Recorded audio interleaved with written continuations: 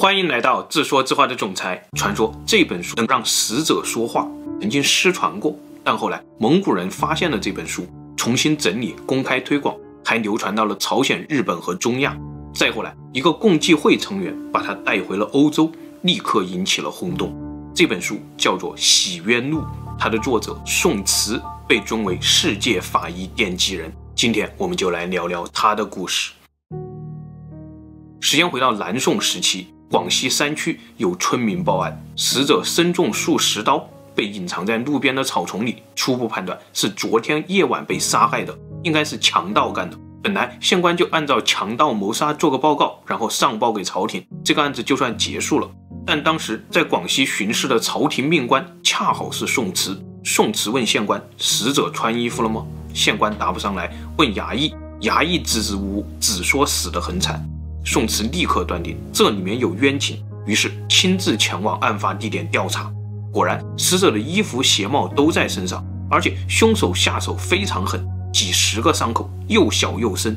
如果是强盗谋杀，那么死者随身携带的财物、衣服一定会被拿走，而强盗一般都很专业，绝对不会留下10几个伤口。所以现在的情况更像是仇杀。接着，宋慈让现场的人全部退下，只留下死者的妻子。宋慈问：你丈夫有仇人吗？妻子答：没有。宋慈又摸了摸伤口，再看了看妻子，心中有了答案。他告诉衙役，死者是被镰刀砍死的，立刻封锁这个村庄，让每家每户都把镰刀拿出来，放在广场上，如果有谁隐藏，就与犯人同罪。到了下午，70、80把镰刀摆在地上，广场上挤满了人。天气很热，宋慈一句话也不说，观察着镰刀的主人们。不一会儿，一只苍蝇落到了一把镰刀上，接着又有很多苍蝇落到了这把镰刀上。衙役问：这把镰刀是谁的？一个人站了出来。宋慈又问妻子：你认识他吗？妻子说：认识，前几天他来我们家里借钱，我丈夫没有借给他，他临走前一直打骂，说要宰了我丈夫。衙役把镰刀扔到他面前。宋慈说：为什么只有你的镰刀招苍蝇？你把血迹洗掉了，但血腥味洗不掉，你骗得了自己的眼睛，骗不过苍蝇的鼻子。说到这里，镰刀的主人突然情绪崩溃，当场认罪。一直到今天，法医们都还在利用苍蝇来破案。我们接着看，一个护林人在山上巡逻，先后发现了20多块肢体的残骸，一桩悬案笼罩山林，官方要求立刻破案。但是这些残骸已经腐烂得非常厉害，毫无线索，悬案的突破口又在哪里了？首先，法医认为这些残骸来自一个人，然后通过耻骨和盆骨来判断，这是一个20多岁的女性，身高1.60米左右。但接下来法医再也推算不出来更多信息了，甚至连死亡时间都难以确定。于是昆虫学家加入团队，开始研究残骸上发现的那些蛆虫，这是目前唯一的线索。10多天以后，昆虫学家给出报告，残肢上有2种蛆虫，分别是大头金蝇和棘钩亚麻蝇。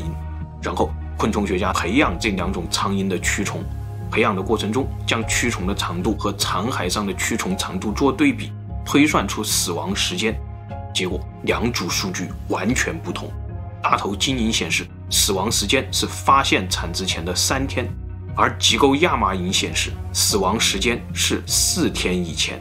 为什么会出现这种情况呢？昆虫学家的方法出错了吗？能够得到更精准的死亡时间吗？正当法医与昆虫学家讨论这些问题的时候，昆虫学家给出了一个新的线索。首先，大头金蝇在中国很常见，棘钩亚麻蝇并不常见，只有在北方某些地方分布。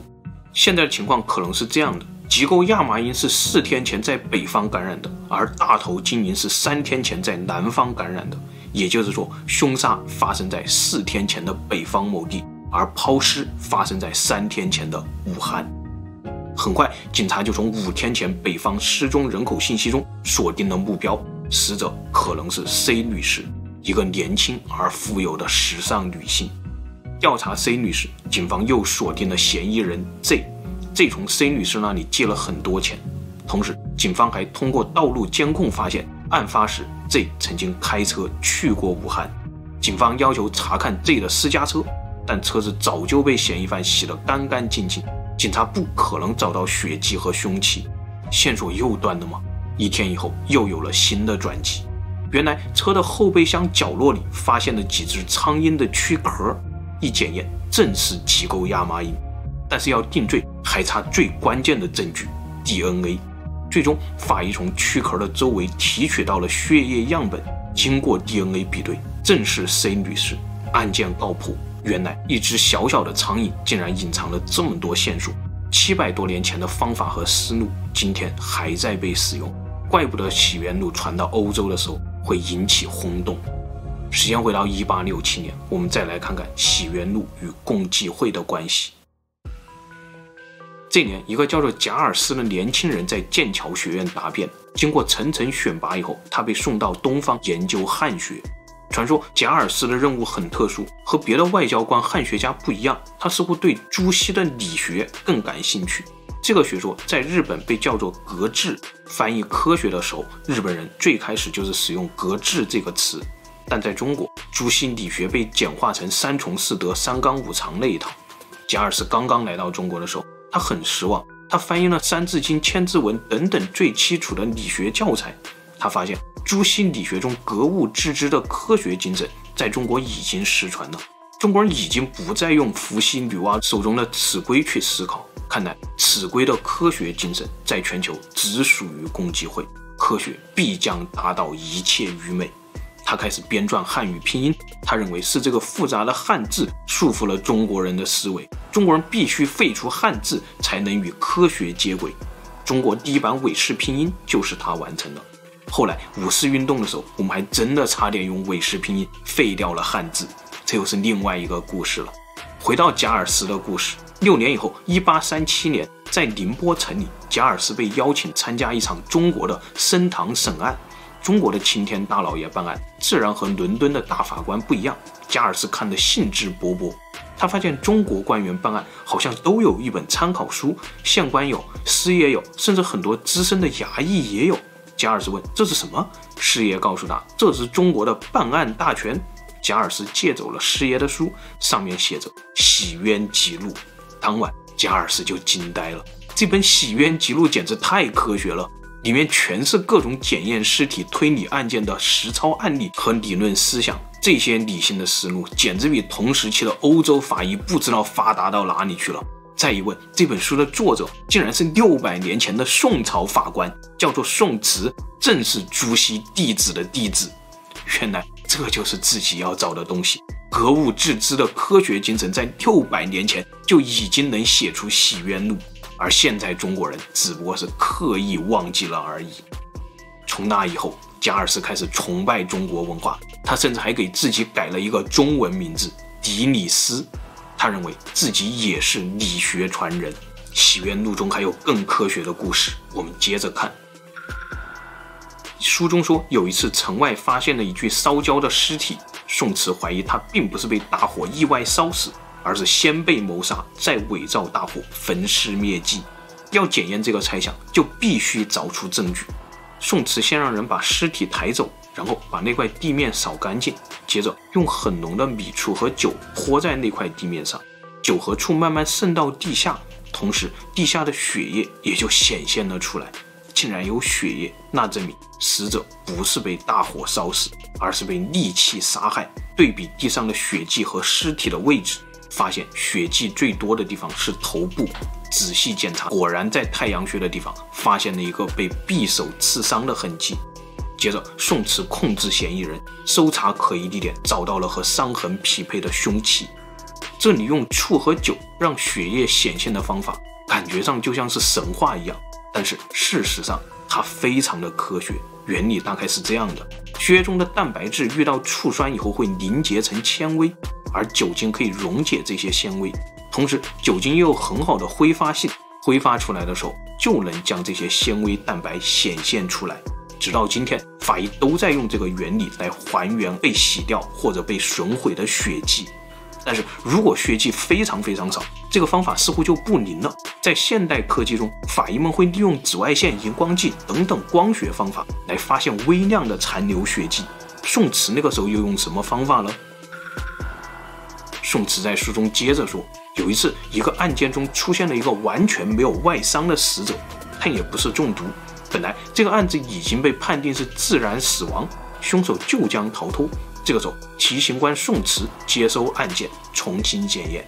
他用酒精和醋涂遍全身，然后把它抬到太阳下面，用一把油纸伞挡住要观察的部位。这个时候，在强烈的阳光下，隔着油纸伞就能看见已经消失的伤痕。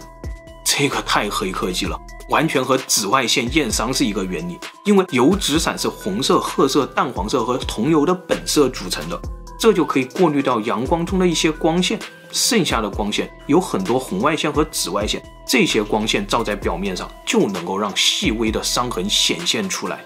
宋慈还在书中补充，如果是阴天，那就用炭火去照；如果还是看不到，那就把白煤捣碎了，敷在要观察的地方，过一会儿再看。这是利用白煤捣碎以后能够帮助酒精析出蛋白质这样一个原理。如果还是看不见呢？宋慈还有招，那就是把白煤里加葱、花椒、盐、酒糟一起碾磨，做成饼，把饼烤熟，等饼非常热的熟了，敷到要观察的地方，这样伤痕一定会显现出来。虽然这个说法听上去有点舌尖上的法医，但事实上这还是在利用加热加析出剂的方法来让醋酸溶解的微量血迹显现出来。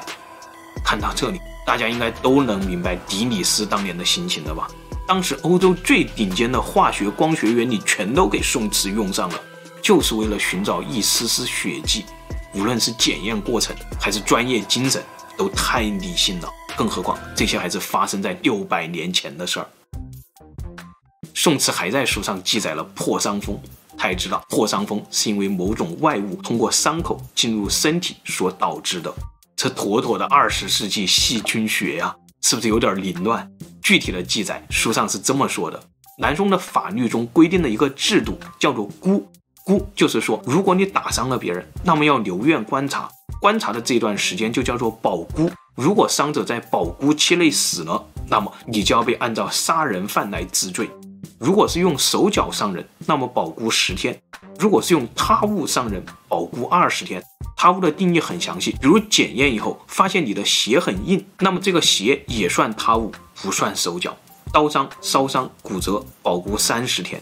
如果在保孤期发生流产，那么还要再保孤30天。接着书中又说，如果在保孤期外死了，还需要进一步检查。如果是因为破伤风感染死亡，那也算谋杀。虽然很多宋朝、明朝的医书流传了下来，都提到了破伤风这个词，但中医究竟知不知道这是一个由细菌感染伤口所导致的不治之症呢？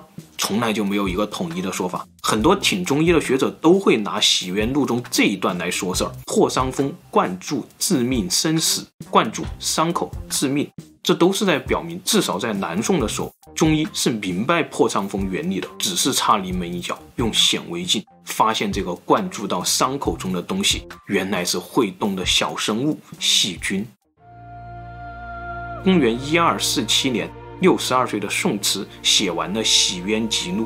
那个时候，宋慈突然有一个念头，他觉得书中记载的方法和理论过于详细，如果被大众知道以后，会不会被犯罪分子所利用呢？魔高一尺，真的会道高一丈吗？他好几次想亲手毁掉这本书，但最终这本书还是被他送到了宋朝皇帝的书桌上。皇帝看完以后，竟然也有和宋慈一样的担心。我们现在真的很难理解这种科学精神带给中国皇帝的焦虑。也许历朝历代还有很多理性的中国思考都被这种焦虑所销毁了吧。好在这一次，宋朝皇帝决定让这本书小规模印刷，只发给少数官员来学习。这总算为后来蒙古人重新发现这本书留下了一些希望，要不然它可能也在历史长河中就那么失传了吧。好了，今天的故事就分享到这里，谢谢大家。最后，夫人说：“你们这种研究过《洗冤录》的生化学院毕业生太可怕了。”